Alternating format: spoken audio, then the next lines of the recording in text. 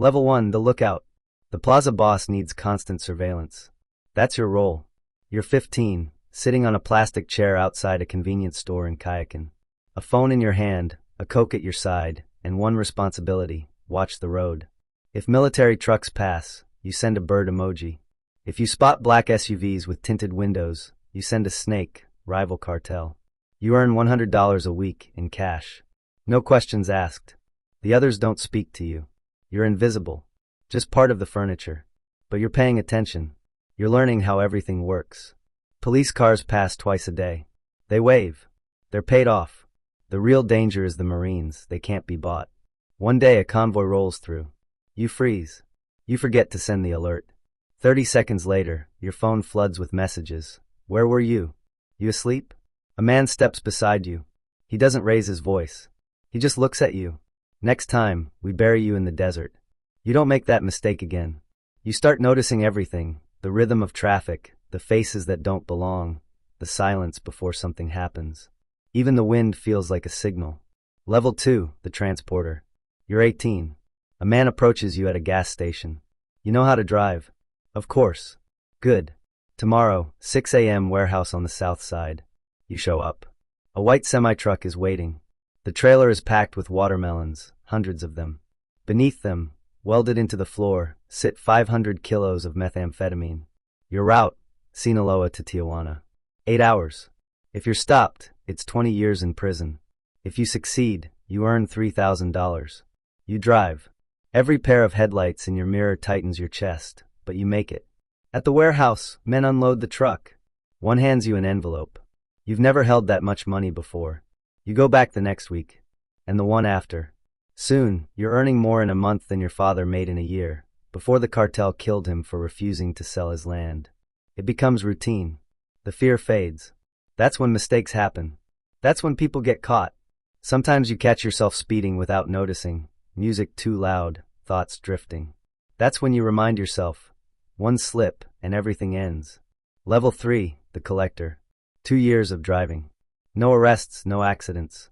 You've proven yourself. Now they hand you a gun and a list of addresses. You're a collector.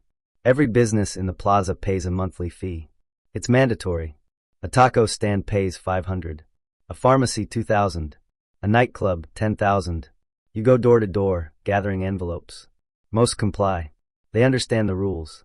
But there's always someone who thinks they can outsmart the system. A restaurant owner tells you he can't pay this month. Business is slow. You nod and leave. That night, you return with 2 others. You shatter every window. Break every table. Beat the owner unconscious in his own kitchen. The following month, he pays double. You're earning $1,500 a week. You buy a used BMW. You buy your mother a new house. She doesn't ask questions. She just cries and hugs you. But now you're visible. A target. Rival cartels want your territory. The government wants examples. Every collection run exposes you. You start scanning faces the way you once scanned roads, wondering who's watching you now. Level 4, the cell leader. You're 25 now. You run a crew, 10 men. Your task is straightforward: move product and hold territory. Each month, the cartel supplies you with 100 kilos of cocaine. You break it down, distribute it, and send the profits up the chain. You keep 10%, $50,000 to $100,000 a month. Security is your responsibility.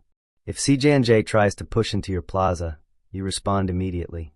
No waiting for orders. A rival crew kills one of your lookouts. You track them down. 6 of your men walk into a bar with AK-47s and open fire. 12 people die. 5 are civilians. It makes the news. The government promises justice. The governor is on the payroll. Nothing changes. You're living well. A house with a pool. A girlfriend who believes you run a construction business. Respect surrounds you, but so does chaos. Your men are young, reckless. They use the product. Start fights. Draw attention.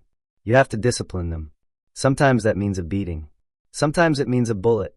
And the pressure never stops. The regional boss always wants more. More money, more results. At night, when everything is quiet, you realize the ladder never ends, only the fall does. Level 5, the regional operator. Now you control a city, maybe Riosa, maybe Novo. 5 cell leaders report directly to you. You oversee everything: supply, distribution, and violence. Meetings happen in safe houses that change every week. You arrive in armored SUVs, surrounded by bodyguards. At your side, a gold-plated pistol you've never had to fire. Your role is no longer tactical, it's strategic. The Plaza boss wants expansion into a neighboring state. You design the operation. You study the weak points in the Warville cartel's territory. You pay off local police to stand down. You coordinate the strike. At 3 a.m., 30 of your men roll into town. By sunrise, the rival cell leader and his crew are dead. Bodies hang from a bridge, a message attached. This plaza belongs to Sinaloa. You also manage the money. Millions pass through your hands each month. You can't put it in banks, so you clean it. Restaurants, car washes, construction firms, legitimate fronts masking illegal profits. You earn around $200,000 a month. Properties in 3 states. A wife and children kept far from your real life. You tell them you work in imports. They don't question it. But pressure builds. The walls are closing in. The DEA is listening. You know because your lawyer warned you. You stop using phones. You rely on messengers, face-to-face meetings, coded language. You're fighting on 2 fronts.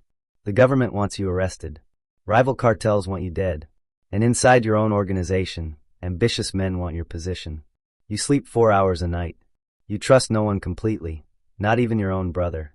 And slowly, control turns into isolation. Every decision feels heavier. Every silence more dangerous. Level 6, the Plaza boss. Now you run the state. Every shipment, every killing, every bribe passes through you. 500 men operate under your command. You generate $20 million a month for the cartel. And yet, you're invisible. No photos. No interviews. The public doesn't know your face. You live in a fortified compound in the mountains. 20-foot walls, armed guards, attack dogs. Your work is politics. You negotiate with rival cartels to avoid unnecessary wars. You meet with governors and generals, not with threats, but with offers. A suitcase filled with $2 million. A share of the profits. A stake in the empire. Most accept. Those who don't are exposed, affairs, corruption, scandals.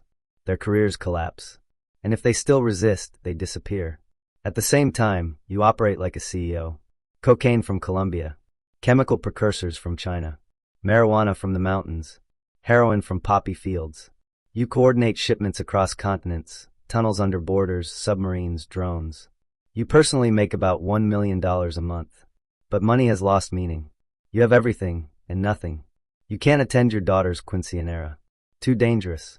You can't visit your mother's grave. A sniper could be waiting. You live inside a golden cage. And paranoia is constant. Your security chief might be working with the DEA. Your accountant might be stealing.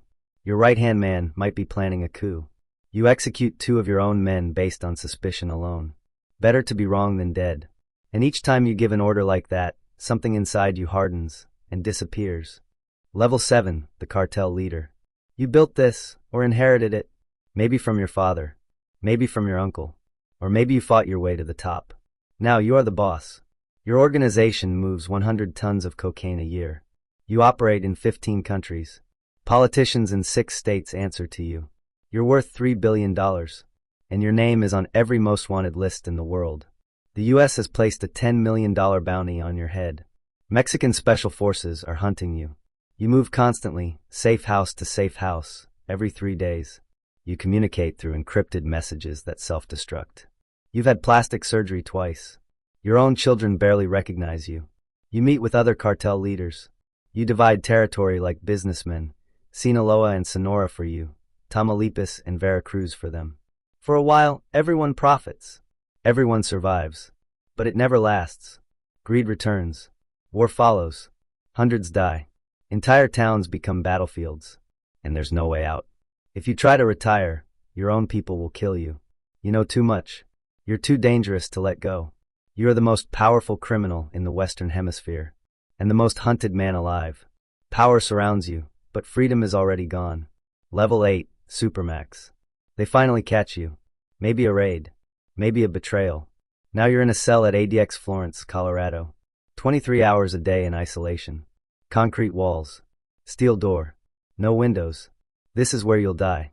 No escape. No bribes. No rescue. Even El Chapo tried and failed. Now he's just another inmate. You had billions. You built an empire. Now you have silence, and a lifetime to think about every person you killed to get there. The noise of your past doesn't fade. It just echoes louder in the quiet. Level 9, the successor. But the cartel doesn't end with you. Your nephew takes over. Or your son. Or your lieutenant. Someone always steps in. The drugs keep moving. The money keeps flowing. The bodies keep piling up.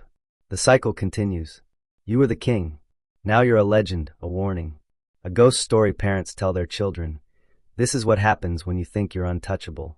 Because somewhere, there's always another kid in Culiacan, sitting outside a convenience store, watching the road, waiting for his chance. He doesn't see the end, only the beginning. This isn't a gang. It's a business. A billion-dollar empire built on blood and corruption. And it doesn't need you to survive.